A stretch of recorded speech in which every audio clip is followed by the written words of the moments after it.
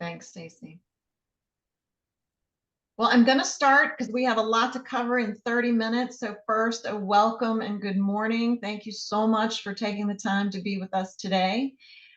We are recording. I hope you just heard that. So I hope that is okay. We want to share it out after this recording, after this session, so that those who couldn't join us could still take part and understand a little bit more about the year of service and the great programs here in Maryland. My name is Yvette Diamond. I'm a workforce development strategist, and I thank Maryland Apprenticeship Connector for hosting us today. It's exciting to be able to share this information with all of Maryland. So I'm so excited to introduce you to Patrick Sawyer, Partnership Development Associate at the Maryland Department of Service and Civic Innovation.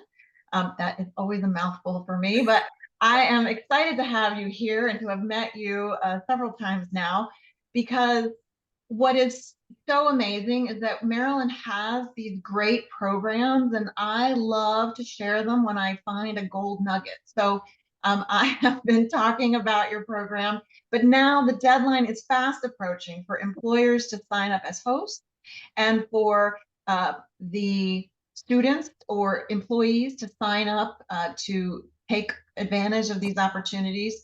And so I wanted to make sure we took a moment to promote it and share it out with our friends and colleagues that we've met along the way. So welcome, Patrick. Thank you for being here. Thank you so much for having me. And Yvette, you are not alone. It is always a mouthful to say our department's name. So it is an ongoing struggle for all of us. But thank you so much for having me. Very excited to be here this morning. Thank you. Thank you. Okay, I'm going to jump in. I have lots of questions for you. Great. A couple of housekeeping. We want to answer your questions. We're going to answer them at the end in case we do run out of time. So one thing I would suggest, actually two. One is to put your email address in the chat, because if we can't answer them all, we're going to answer them via email.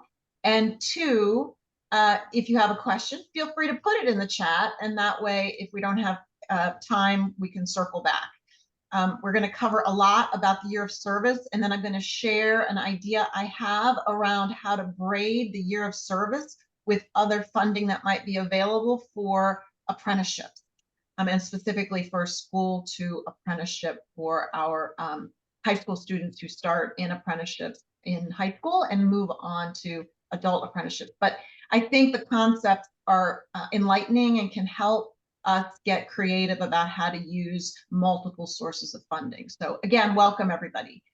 So first, let's start with the big question. What is the year of service, Patrick? Sure. So the Maryland Core Service Year Option is the name of really our department's flagship program. And in a nutshell, it is a 9 to 10 month program where Marylanders 18 plus, and I mean plus, our oldest member currently is in her 70s, can work in an industry of their choosing. We match them up with an organization. We call them a host site partner.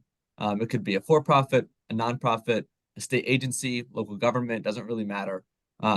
And for these 9 to 10 months, these participants, we call them members, make at least $15 an hour. Of course, get on-the-job experience, professional and personal development experiences, networking opportunities. Our department provides them with a coach that really serves as like a one-on-one mentor. They also have a worksite mentor. And then at the completion of the program, members receive a $6,000 completion award that they can take in one of two ways. The first way they could receive that $6,000 is via a Maryland 529 education savings plan, if they are planning on, extending their education or moving down the road into their education journey. Or if you decide, you know what, I could just use the cash right now, you can receive that $6,000 untaxed and use it however you see fit. Maybe that's first and last month's rent and a security deposit on a new apartment. Maybe it's a used car that helps you get to and from your new job. Whatever that might be, we hope that it's something that kind of puts some gas in the tank and gets the ball rolling in a good direction for you. And, kind of baked into this program is a lot of like personal skills development too.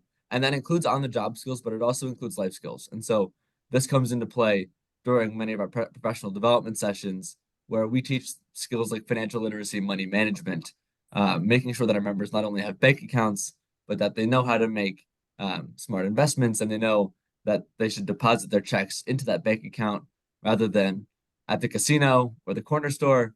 And so this is really a holistic approach to upskilling and building out, Maryland's workforce of tomorrow, while also helping people kind of find where their passion meets their purpose, and in a very meaningful way. So that's us in a nutshell. Great. So I heard something that I thought I understood differently, so I'm going to ask some questions. Sure. The $6,000, if it's not put in a 529 account, it is not taxed or it is taxed? So if you receive it as a Maryland Cash. 529 award, that's untaxed. Okay. But if you receive it as cash, it is taxed at that point.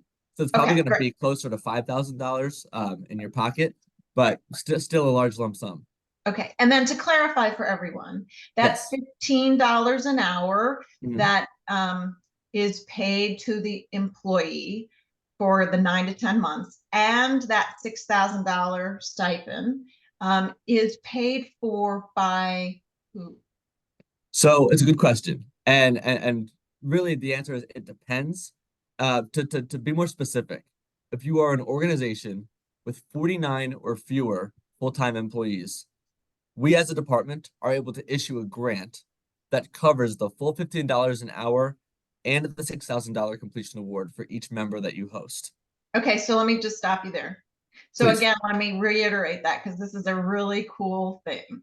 If you're a small business or you're working with small businesses under 50 employees, you have access to this opportunity to pay the first $15 an hour to your new hire, your entry level person that you'll spend time training, free for 9 to 10 months, plus the incentive for them to get $6,000 bonus. And none of that is the employer's responsibility.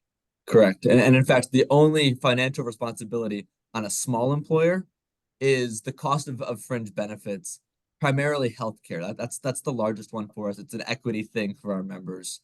And Um, if and that's based on what you already pay. Like if you're paying your right. employees, this is an employee for those 9 or 10 months, and therefore they would qualify as a normal employee, whatever your policies are. Is that right?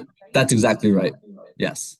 Okay, great. Yes. So now let's talk about um, people, companies over 50.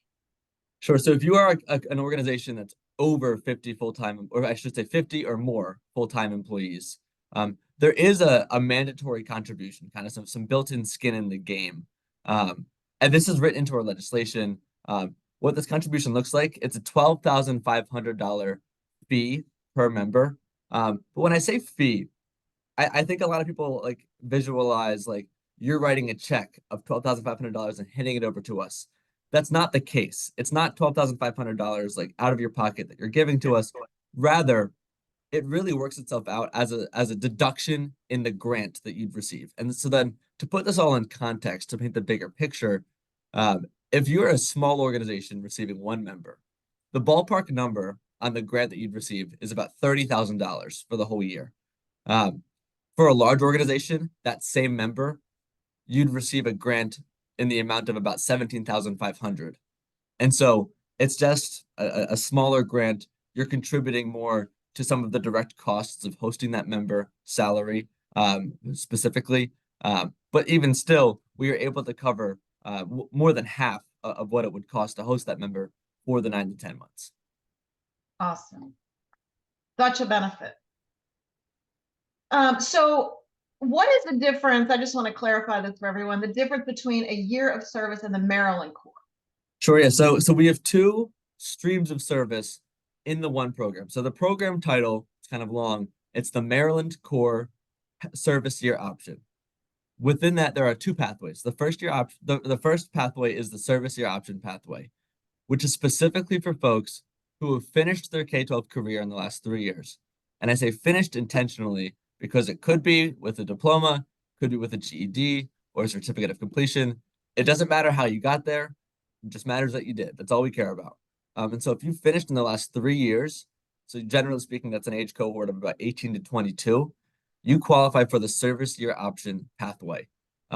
Now, if you are not inside of that age cohort, or maybe you are inside of that age cohort, 18 to 22, but haven't yet finished high school, but aren't still enrolled, you can apply to the Maryland Core pathway, which is truly for Marylanders 18 plus. That's where our member that I mentioned is in her 70s is currently serving.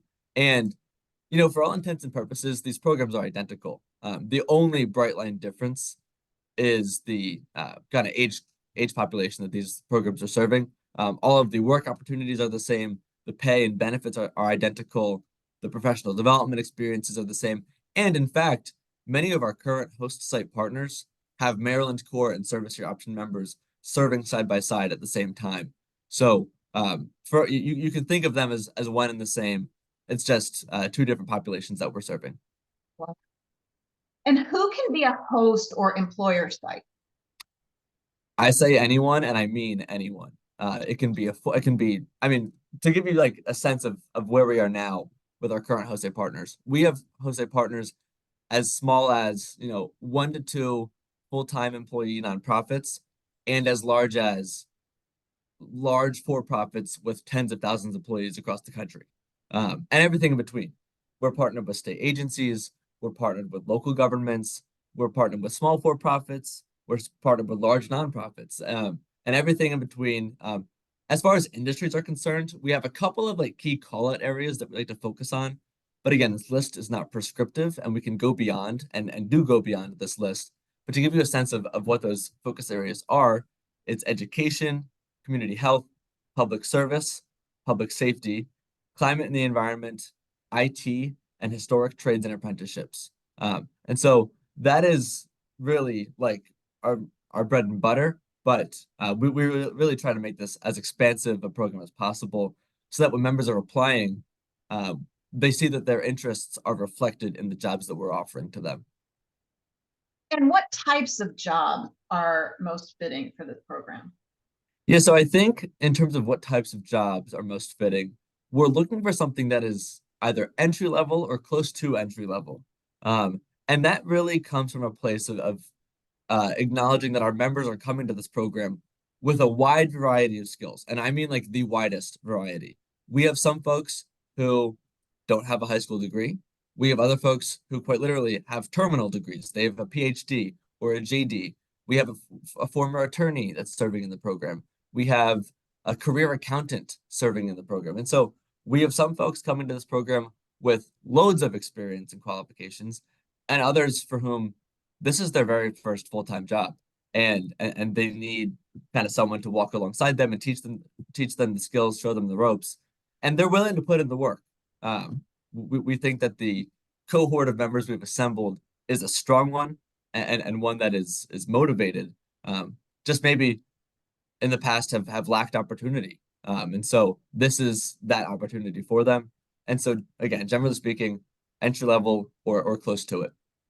Wonderful. So I'm going to try to recap what we just talked about. Great. This opportunity is going to offset compensation for the employer of the first $15 an hour. So an employer can pay more than that. If they have employees under 50, there is no fee to that. But if it is over 50, then they're paying about half of that $15 an hour. Still a big saving.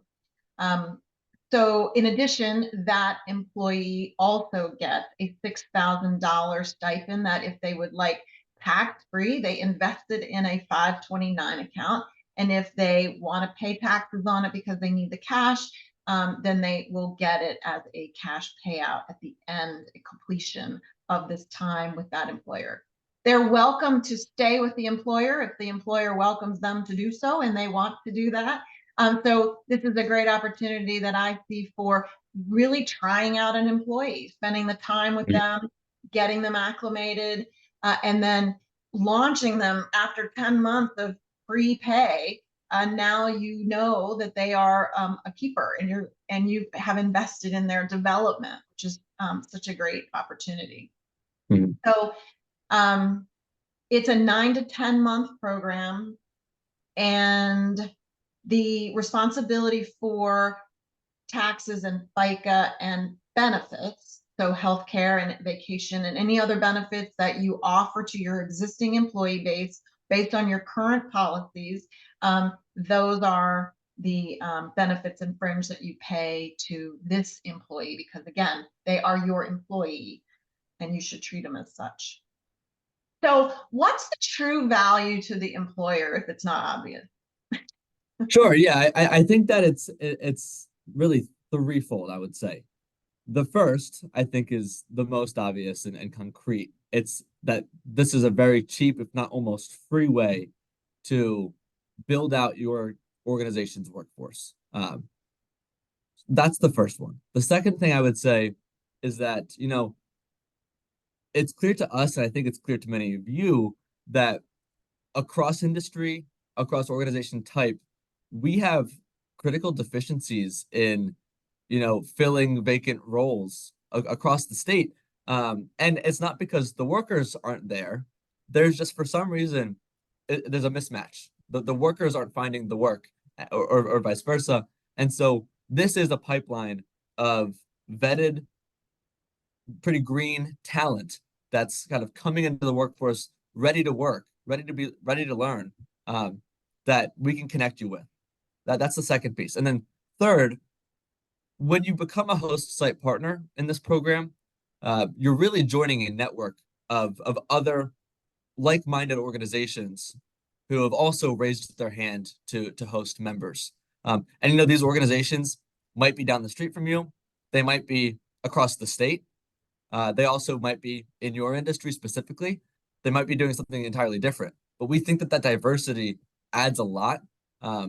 Already, we've seen that some of our host state partners, alike and different from one another, have collaborated on different projects. They've met up and had kind of like mini member gatherings to hear how their experiences are going, and kind of what they can learn from one another. And so it's this really rich learning environment, both for the employer and the employee, that you become a part of through the program. Wonderful. And I want to highlight one more piece. So if you imagine as an employer, you brought in an entry-level person and they may need some extra support around workability, right? Mhm.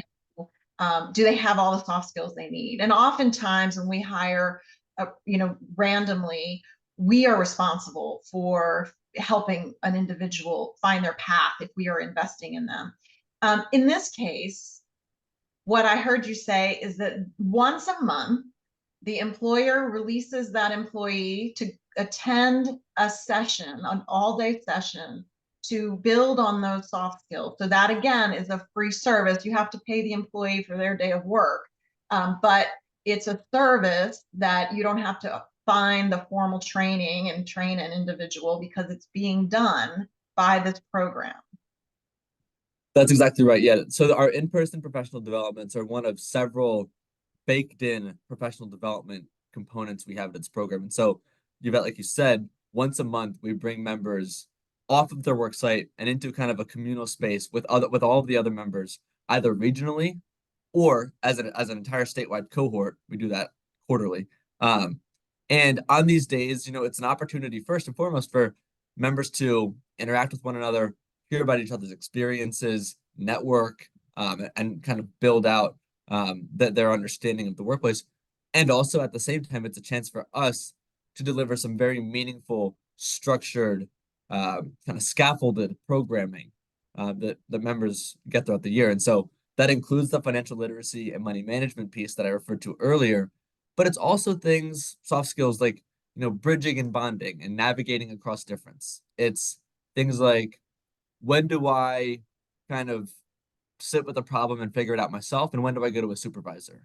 It's things like work readiness, how to market yourself at an interview, talk about yourself in a way that is self-assured and confident, but not braggadocious. And so it's really a lot of these like really fine skills that you and I might take for granted, but that many of our members might not have heard of or have had access to. And so that's one of the components to our professional development. But then also, like I said, each member gets a coach that they meet with biweekly. Um, the coach is there to support them through, personal and professional experiences that they're going through. The coach also sees to it that the members are making kind of meaningful progress towards their stated goals come the end of the program. And then also, there's an on-site mentor. So each organization that partners with us provides a mentor to our members. Not a formal role. It doesn't intend to be a big lift, but it's just someone that members know that they can go to and bring questions about the workplace. Say, you know what, I'm this entry-level worker. You're the vice president or whatever it might be. How did you get to where you are? What steps can I follow to kind of replicate your journey? And then finally, we have an online partner called Build Within. They're an online apprenticeship platform. It's one of two DOL certified online apprenticeship platforms. And many of our members, more than 75% of them, because of the types of jobs they are currently in, we are able to kind of backtrack and match these jobs to different apprenticeship tracks. And our members are then able to take at no cost to them these free apprenticeship courses and gain DOL registered apprenticeship credentials throughout the course of the program so that they're finishing this program not only with this great work experience, but also with real tangible tools in their tool belt and certificates to show for it that, hey, I'm certified in X, Y, and Z areas according to the Department of Labor. And so this is a really robust and we think well-rounded approach to the professional development of our members. That's awesome. And I didn't even know you were going to say that, but you set me up perfectly for the next quick thing I want to share with everyone. Anyone who knows me knows that I love workforce development. I'm passionate about it because there's this need for people by the employers, and there's a need for people to find employers. And so even in a time of a low unemployment, we have a high underemployment, which is an issue.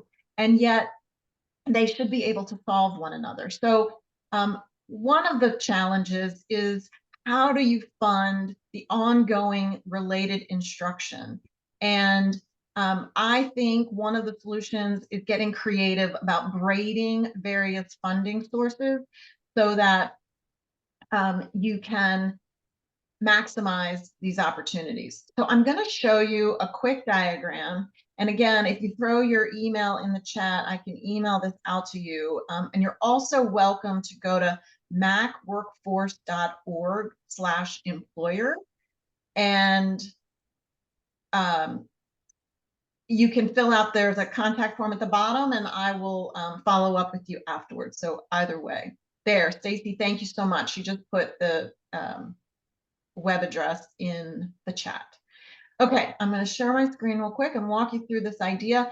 And this is just a brain dump of mine, so it's not, a sexy diagram, but I think it'll help explain things, and hopefully you guys can see it. So I start here in the far left corner, and this is a diagram to illustrate how in a school to apprenticeship, which is simply a registered apprenticeship that has a clause in it that says that that employer, that apprenticeship program can hire high school age students. And so in this example, that first year of related instruction is part of a high school program. So it is paid for by our public school system. The community college, if the related instruction is at the college, is paid for through a standard dual enrollment program pathway. And the employer is paying the employee to do the work, just as they would any entry-level employee. In the second year, if the student or member, so this would be great for if we think ahead to next May, to apply for this host and member opportunity. the year of service, as we just talked about, would cover the compensation. So the the small business, of course, gets the full 40 hours at $15 an hour. If you are a larger business, it's about half of that. But that means you've made some savings. So now the employer could consider contributing to the related instruction for year 2 of a school to apprenticeship. And then for the 3rd year, if the employee is still an apprentice and interested in pursuing that education, they could have planned ahead and taken that $6,000, put it into their savings, their 529 tax-free savings account. And now the 3rd year of the related instruction can be paid for by that stipend. There are other programs that exist, like the Promise Scholarship and other scholarship programs that should also be considered when you're trying to grade different funding to pay for different programs. But this is just an example. And then I think that this also lends itself well to an individual who may want to go on to a 4-year institution, because now they're making more money every year, and they have paid for that education up to this point. And so there are employer benefit programs that might be able to offset some of the education costs to continue into a 4-year program. There may be other scholarship opportunities. And then, of course, you're making more money, so maybe you can afford to pay for some of that additional education. So I just encourage everyone to think creatively and intentionally about how you can piece different programs together to meet the need. And every individual is going to be different. Every employer is going to be different.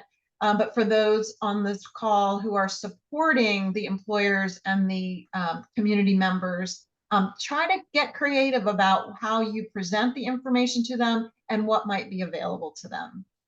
And I'm happy to help anyone kind of think through how this compensation braiding could work.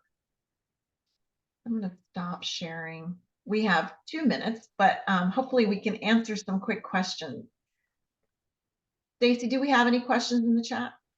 Yes, there was a question earlier. Someone asked, are they still employed after the 10-month period? Yeah, so the short answer is no, not necessarily. There is no expectation of employment beyond the 10-month period. That said, many employers this year, we're in our very first year, so we don't actually have exit results yet, but what we already know is that many employers this year have already reached out to us and said, like, hey, can I just like keep this person? If they want to continue working with me, can we just keep them on? And the answer is, of course, yes, absolutely. Like they're already an employee of your organization at that point. Our funding would stop. The grant only extends for 10 months. But you know, what a great result. Like that's like proof of concept, like to the T, in my opinion. And so in that way, I think many employers kind of see this program as a 9 to 10 month job interview that's already paid for and taken care of, and that you're getting labor out of. And then, assuming all works well, which it largely has, yeah, you can absolutely feel free to keep that employee on should you choose to do so. Right, and that's the point. You know, an employer is looking for opportunities to identify good candidates for jobs.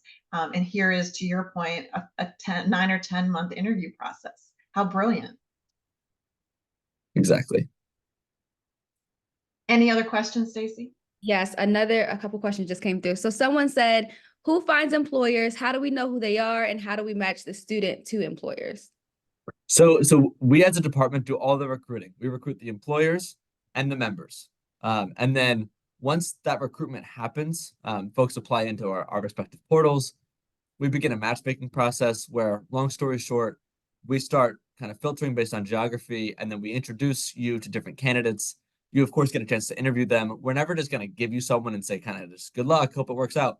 You always get a final say, as does the member. It's a mutual matchmaking process. Both parties, member and host site partner, have a chance to say no.